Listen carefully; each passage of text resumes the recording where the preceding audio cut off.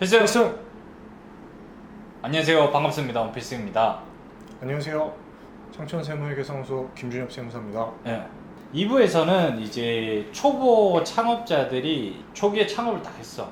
그러면 제일 두려운 게 세금적인 부분인데 앞선 시간에는 이제 간이와 일반 과세자를 비교 분석해서 뭐 어떤 게 유리하고 지금 간이의 기준이 어떻게 바뀌고 간이일 때는 어떻게 대처를 해야 되고 뭐 이런 것들에 대해서 상황별로 좀 설명을 드렸고요. 실제로 사업을 영위하면서 초보 창업자들이 가장 궁금해할 것 같은 부분들을 설명을 좀 드리겠습니다. 전문적인 내용보다는 초보들이 조금 더 이해하기 쉽게 큰 틀을 잡아준다고 생각을 하시면 돼요. 자, 첫 번째로는 사업자 통장을 만들고 별도로, 그 다음에 자기들 개인 통장 또 가지고 있고, 그 다음에 사업자 통장이랑 연계된 체크카드, 신용카드도 가지고 있고, 개인 통장이랑 연계된 체크카드와 신용카드도 가지고 있어요.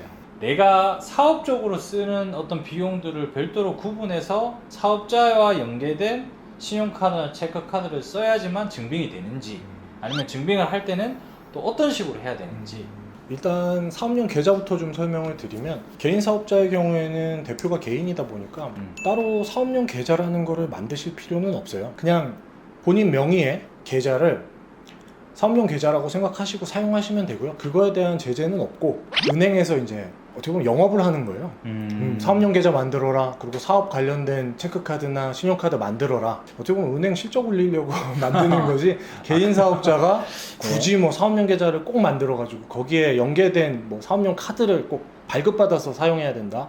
법인은 사업용 계좌 만드셔야 되고, 사업용 계좌에 연계된 사업용 카드를 만드셔야 됩니다. 법인은 그렇게 해서 만들면 아예 국세청에 등록이 돼요, 자동으로. 개인 사업자 같은 경우에는 본인이 계속 쓰시던 계좌 쓰셔도 되고요. 대신 자동으로 등록되는 게 아니기 때문에 국세청에 등록은 하셔야 돼요. 이게 사업용 계좌다라는 거. 그리고 카드도 마찬가지로 홈택스라는 사이트에 국세청에 등록을 하셔야 됩니다. 그 등록된 카드가 사용한 내역은 다 이제 국세청에 집계가 됩니다. 사업용 카드를 왜 등록하라고 말씀을 드리냐 하면, 6개월에 1,000만 원을 썼어요, 카드를. 등록을 안 했다, 국세청에. 부가세 신고할 때 나 카드 이만큼 썼으니까 이거에 대해서 공제 받겠습니다, 아니면 비용 처리하겠습니다 하면 세무서에서 이게 뭐 등록도 안 됐는데 이게 뭔 줄 알고 공제를 해주고, 그렇게 되면 문제가 발생을 할 수 있기 때문에 그 개인 명의의 카드, 체크랑 신용 아무 상관없습니다.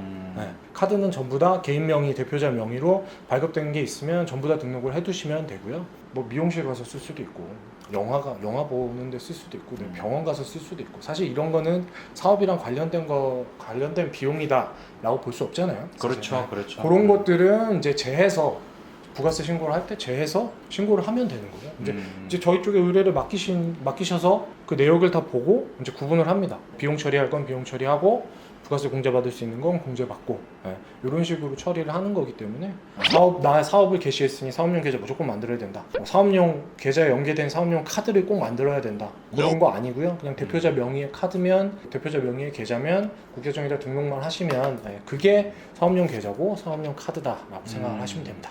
그러면 법인을 제외하고 개인 사업자를 운영하시는 분들은 일단은 사업용 계좌건 개인 계좌건 상관없이 세금 자료를 쓸 것들이 이제 모이는 어떤 그런 통장에 대해서는 일단 등록을 하라는 말입니다. 맞죠. 그리고 이제 오픈마켓에서 물건을 판매하시면 이제 그 각 사이트별로 돈이 이제 들어올 거 아니에요. 그 들어오는 통장을 이제 등록을 해두시면, 그리고 간혹 가다가 이제 질문하시는 것들 중에, 개인 계좌에서 사업용 계좌로 돈을 이체를 했을 때 이게 매출로 잡히느냐. 매출은 물건 팔았을 때 대가로 들어오는 게 매출이지, 사업용 계좌에 돈이 들어온다고 해서 그걸 매출로 보는 거 아니고요. 뭐 이체했다가 빼냈다가 뭐 이런 거는 매출, 그때마다 매출 매입이 잡히는 게 아니라 아닙니다.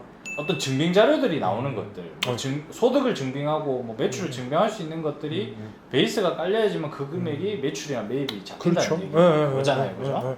일단 큰 걱정은 하지 마시고, 개인 사업자분들은 그런 거 걱정 안 하셔도 돼요. 그렇죠? 법인은 좀 조심해야 되죠, 그죠? 법인은 말 그대로 법으로 만든 인간이거든요. 그렇죠. 새로운 인격체이기 때문에 대표자가 법인의 대표일 뿐이지 분리된 인격이에요. 그래서 법인에 있는 통장 돈을 내가 내 맘대로 빼쓰고 이러면 이제 나중에 큰 문제가 발생을 할 수 있고요. 근데 개인 사업자분들은 내가 대표면서 내가 그 사업주면서 뭐 그렇기 때문에 내 개인 통장에서 돈이 입출금 되는 거는 크게 신경을 안 쓰셔도 됩니다. 법인 얘기는 나중에 하는데 그냥 개념만 설명을 좀 드리자면 법으로 만든 안 친한 사람이 있어요. 근데 그 사람 지갑에서 내가 돈을 꺼내가는 게 법인이라고 생각하시면 되고. 그게 흔히들 말하는 횡령입니다. 그렇죠. 근데 개인 사업자는 그냥 내 몸에서 내 지갑 빼서 내가 내 돈 쓰는 거라고 생각하시면 돼요. 만약에 홈택스에 내가 사업용 계좌든 뭐 그냥 일반 계좌든 등록을 해놨어요. 근데 그 하다가 가끔씩 직원이 커피 마시자고 해서 그걸로 커피를 샀어. 또는 마트에서 뭐 장을 봤어. 이거를 아예 어떻게 처리되는지 감이 안 잡히시는 분들이 있거든요. 가장 기본적으로 이제 뭐 예를 들어서 식사를 했다. 예. 원칙대로 말씀을 드리면 대표자가 한 명이 1인 사업자, 직원 없는 식대 같은 경우에는 비용 처리가 안 됩니다. 식대 같은 경우에는 직원이 있어야만 복리후생비라는 비용 항목으로 처리가 가능하고요. 마트에서 물건을 구입하시는 거 일단은 사업용으로 간주를 해서 처리가 가능하시다라고 보시면 되고요. 또 한 가지를 좀 구분을 하실 필요가 있는데 부가세가 공제되는 항목이라는 게 있고 부가세는 공제가 안 되는데 비용으로는 처리가 되는 게 있고 그리고 아예 부가세 공제도 안 되고 비용으로도 처리 안 되는 이렇게 크게 큰 틀에서 세 가지로 생각을 하시면 되고요. 부가세가 공제가 되면서 비용으로 처리 가능한 것들의 대표적인 거는 좀 전에 비품 같은 거 마트 같은 데서 그렇죠. 구입하거나 사무실 비품, 네, 사무실 뭐 이렇게 비품 같은 거 구입하시는 거 차량을 운행하면서 발생하는 비용, 그 차하고 관련된 모든 비용들 사업 용도로 썼기 때문에 비용 처리는 가능하지만 세무서에서 요거는 부가세 공제는 안 되는 항목으로 걸어놨어요. 부가세 공제가 가능한 차량들이 있어요. 마지막으로 부가세 공제도 안 되고 비용 처리도 안 되는 항목은 잠깐 예들었던 뭐 영화를 본다거나 병원이나 약국을 간다거나 아니면 머리를 자른다거나 뭐 이런 거. 내가 초보고 세금을 잘 모른다 그러면 일단 내가 뭐 사업용이든 뭐 개인용으로 쓸 주된 그 계좌를 등록을 해놓고 카드도 등록을 해놔요, 홈택스에. 그죠? 그리고 일단 사업용이든 뭐든 일단 그걸로 다 써요. 정보가 다 넘어가 있으니까 나중에 신고할 때 거기서 넣을 거 뺄 거 빼면서 공부를 해보는 거예요. 그렇죠. 그게 가장 빠르고 가장 많이 배울 수가 있겠죠. 그죠? 그렇죠. 개인 사업자는 이 경계선이 좀 모호하기 때문에 너무 정확하게 칼같이 지키면서 영위하기가 그런 걸 너무 복잡하게 생각하지 마시고 일단 간이일 때 한번 그렇게 한번 테스트 연습 삼아 시험 삼아서 한번 공부를 한다고 생각하시고 진행하는 걸 추천을 드립니다. 네네. 그리고 부수적으로 이제 비용 처리라는 항목 자체가 어떤 건지 모르시는 분들이 있거든요. 뭐 제품이나 서비스를 살 때 드는 비용이 매입 비용이고 그렇죠. 그런 것들을 내가 팔 때 발생되는 게 매출인 건데 네. 그럼 이 비용 처리라는 거는 어떤 부분을 얘기를 하는 거죠? 일단 가장 크게 자리 잡는 건 당연히 매입하시는 품목이죠. 뭐 100의 매출이 발생한다고 하면 뭐 상품을 한 80 정도에 사왔다고 하면 상품만 빼고 20의 마진을 생각을 하고 이제 그 20 외에 이제 비용들이 발생을 하는데 휴대폰도 사용할 거고 전력비, 뭐 인터넷비 그리고 그 밖에 비품 사시는 거, 차량 같은 거 운행을 한다라고 하면 차량 관련된 비용 등등 해서 그러니까 사업을 영위하면서 그죠, 사업하고 관련된 모든 비용 관련된 발생되는 모든 잡다한 어떤 연관성이 있는 금액들 그렇죠. 비용들 이라고 생각을 하시면 될 것 같고요. 디테일한 거는 물어보세요. 그렇죠. 연락을 주시면 저희는 큰 틀에서만 설명을 좀 드리고 왜냐하면 영상이 시간이 너무 길면 여러분들이 안 보실 거잖아요. 그죠?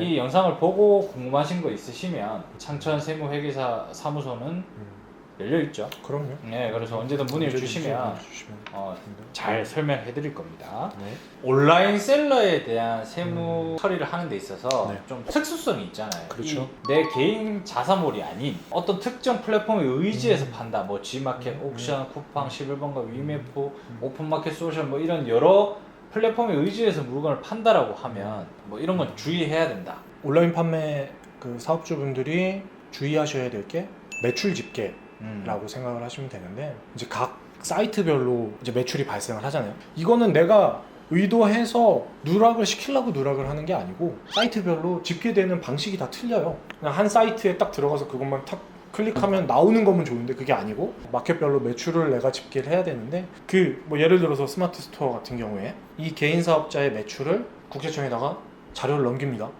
그리고 이제 개인 사업자는 부가세 신고를 하면서 뭐 6개월이면 6개월, 1년이면 1년 그 기간의 매출을 집계해가지고 부가세 신고를 합니다.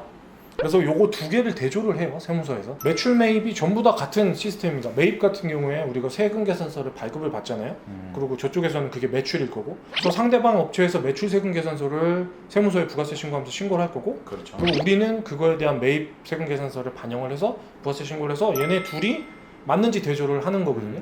대동소이하다, 큰 차이가 없다면 그냥 넘어가는 거고, 예. 만약에 차이가 있다, 소명하라 라고 음. 이제 세무서에서 나오고, 근데 그 세무서에서 소명하라고 나오면 거의 대부분 매출 집계를 잘못했을 가능성이 뭐 거의 99%입니다. 각 마켓마다 내 매출이나 매출 자료, 부가세 신고 자료를 쓸 수 있는 위치도 다 다르잖아요. 맞죠. 그 페이지에서, 그죠? 뭐 어디는 네. 정산 내역 들어가면 뭐 부가세 신고 자료라고 나오는 게 그렇죠. 있고. 똑같은 양식으로 정리가 돼서 주면 그거 그대로 내가 뭐 엑셀로 그냥 짜집기만 해서 올리기만 하면 되지만, 어떤 곳은 택배비가 포함된 뭐 금액이 막 산정이 되어 있고 어떤 거는 택배비 빼고 또 산정되어 있는 맞아요. 거고, 그래서 그게 정리하는 게 초보 셀러들이 조금 힘들어하더라고요. 네, 맞습니다. 그 택배비 말씀 잘하셨는데, 온라인 사이트 이제 오픈마켓에서 매출 계산하실 때는 택배비가 무조건 발생하고, 그렇죠. 택배비 관련된 매출도 매출입니다. 네. 그래서 그 자료도 다 세무서에 같이 넘어가고요.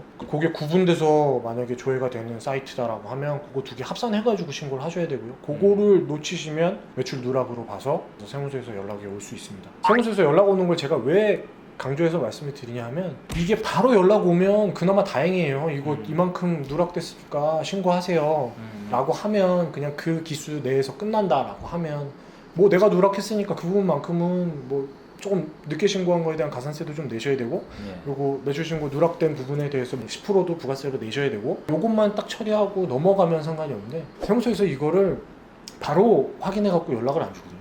1, 2년 지나갖고 연락 올 때도 많고요. 종합소득세라는 거를 신고를 했는데 이미, 근데 매출 누락이 그 뒤에 발견이 돼서 소명하라고 나왔어요. 예. 나는 생각도 못하고 있었는데 내 소득 금액이 매출 누락된 부분만큼 올라가요. 사실은 종합소득세 신고하면서 뭐 비용 처리나 뭐 이런 거 조정도 가능할 수 있었던 부분도 있었을 텐데, 분명히 매출이 뭐 적은 상태로 종합소득세 신고해서 나는 이거 끝났다라고 했는데, 근데 갑자기 뭐 한 1,000만 원, 2,000만 원이 매출 누락됐으니까 종합소득세도 수정하세요 하면 1,000만 원, 2,000만 원에 대한 종합소득세도 한꺼번에 또 내셔야 돼요.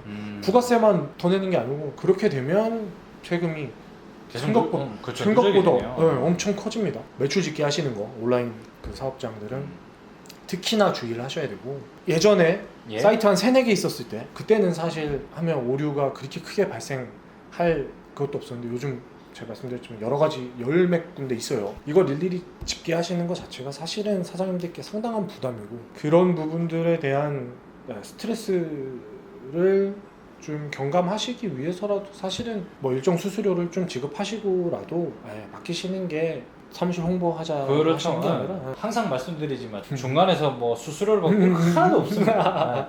사업이 조금 커지고 의뢰를 할 시점이 오거나 아니면 내가 그걸 배우는데 내 시간이 아깝다라고 생각하시는 분들은, 저는 주변에 아는 사람이라도 기장을 맡기는 걸 저는 추천을 드립니다. 아까 뭐 말씀을 하셨지만 그 간이과세자일 때 이런 시스템으로 신고가 들어가고 이런 거다라는 거를 어느 정도 좀 파악을 해두시는 건 분명히 필요하고요. 예. 간혹 가다 보면은 내 매출이 얼마인지도 정확하게 파악이 안 되시는 사장님들도 있으시고, 이런 것들은 본인이 어느 정도는 파악을 하셔야, 그래야 저랑 얘기를 하시면서도 이게 이런 거구나 저런 거구나 파악이 돼서 질문하실 거리도 생기고, 처음부터 그냥 덮어놓고 맡기시는 것, 그런 거는 저도 별로 추천을 안 그렇죠. 드리고요. 네. 온라인 사업자분들 이제 매출 집계 가장 중요하다 말씀드렸던 거, 예. 그리고 한 가지 더는 이제 저희가 이제 이쪽 업계 쪽을 많이 하다 보니까 이제 알고 있는 것 중에 하나가, 사업자를 복수로 갖고 계신 사업주분들이 많으세요. 예전에는 사이트에 상품을 올리는 개수가 크게 제한이 없었는데, 이제 어느 순간부터 점점 그 제한 개수가 늘어나다 보니까 복수 사업장을 내셔가지고 운영하시는 사업주분들이 많이 계신데, 사업을 운영하시다 보면 내가 이쪽에서 매출이 많이 나왔는데 매입세금 계산서는 다른 사업장에서 끄는 거예요. 끊던 데서 계속 끊으니까 그러다 보니까 매출 매입만 매입, 쌓이고 한쪽 매출 그런 케이스들이 상당히 많거든요. 그런 것들을 이제 부가세 신고를 하실 때 조정을 안 해두시면, 한 사업장에서는 매입이 많아가지고 마이너스가 나오고, 한 사업장에서는 매출만 있어가지고 플러스가 이제 많이 돼서, 근데 마이너스가 많이 나온 사업장이 세금을 돌려주진 않거든요. 근데 매출이 많이 나오면 세금은 많이 내야 돼요. 토탈로 놓고 봤을 때는 매출 매입 비율이 어느 정도 맞는데 사업장별로 놓고 봤을 때는 매출 매입 비율이 안 맞아서 이제 뭐 부가세 신고는 직접 하셨는데 저희 쪽에 이제 종합소득세 신고를 의뢰하시려고 하다 보니까 이제 이미 일이 저질러져 이미 일은 다 저질러져 있는. 그래서 이제 추가로 세금을 많이 납부하시는 케이스들이 종종 발생을 하세요. 복수 사업자가 아니시면 상관이 없는데 특히나 대량 등록 위탁 판매하는 셀러를 영위하는 사람들은 복수 사업장을 가지고 계신 분들이 저는 많이 봤거든요. 사실 맞습니다. 실제로 저희 쪽에 의뢰하시는 분들 그렇죠. 일정 이상 매출이 올라가려면 복수 사업자를 불가피하게 선택하는 시점이 올 거예요. 근데 한 개가 추가로 사업자가 들어오다 보니까 이거를 나누는 게 아니라 귀찮으니까 여기서 원래 하던 거 하고 매출만 이쪽에서 발생되는 맞아요. 그런 형태가 엄청 많습니다. 예, 그런 굉장히 케이스. 많거든요. 그래서 요거는 좀 주의를 하시면 좋겠고 아까 그 매출 집계가 굉장히 까다롭다고 했잖아요. 근데 그 창천에서는 그걸 다 네, 저희는 아이디랑 비번을 공유를 해주시면 요청을 해서 받아가지고 저희 쪽에서 이제 사이트에 직접 들어가서 매출 집계를 다 내서, 해가지고 알아서 그래서 신청을 다 하시는. 맞습니다. 예.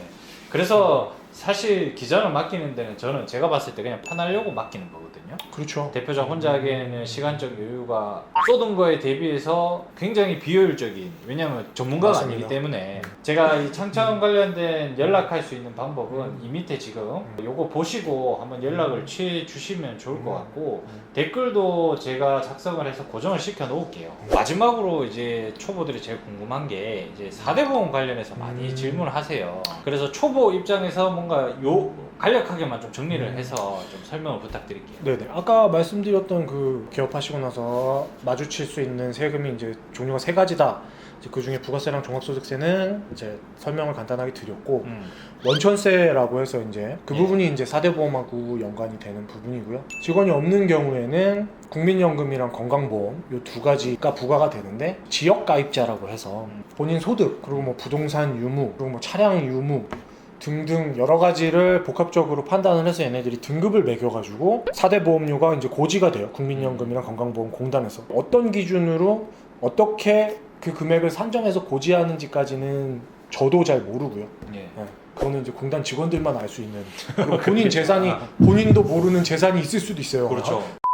4대 보험 적용하는 직원이 이제 있다라고 하면 이제 직원 신고를 하게 되면 대표자분도 같이 직장 가입자라고 해서 직장 가입자로 전환이 되고요. 그 직원 같은 경우에는 신고 들어가는 금액이 있죠. 신고 들어가는 금액을 기준으로 해서 각각 국민연금, 건강보험, 고용보험, 산재보험 요율이 정해져 있어요. 예를 들어서 국민연금은 직원 부담분 4.5%, 사업주 부담분 4.5% 해서 총 9%. 대표자는 어찌됐건 고용산재는 가입이 안 되시고 국민연금이랑 건강보험은 처음에 신고 들어갈 때는 직원 신고 들어간 금액이랑 뭐 더 크게 신고를 하실 수도 있는데 굳이 더 크게 신고하실 이유는 없고 200만 원 직원 신고했는데 나는 그래도 가오가 있지 뭐 400만 원 신고가 들어간 금액으로 이제 부과가 되고 다음에 이제 종합소득세라는 거를 신고하면서 이제 소득이 잡히잖아요. 그 해에 5월달에 종합소득세라는 걸 신고를 했더니 3,600 나왔다.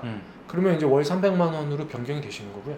그러고 나서 그 뒤부터는 이제 소득 금액에 따라서 그래서 직원이 있냐 없냐에 따라서 4대 보험료가 어떻게 부과되는지 그 정도만. 원천세도 신고 시기 간단하게 말씀드리면 직원이 생겨서 이제 직원하고 관련된 그 소득을 지급을 하시는 상황이 되면 그 달에 발생한 소득에 대해서 지급한 금액에 대해서 다음 달 10일까지 세무서에 원천세라는 걸 신고를 하게 되고요.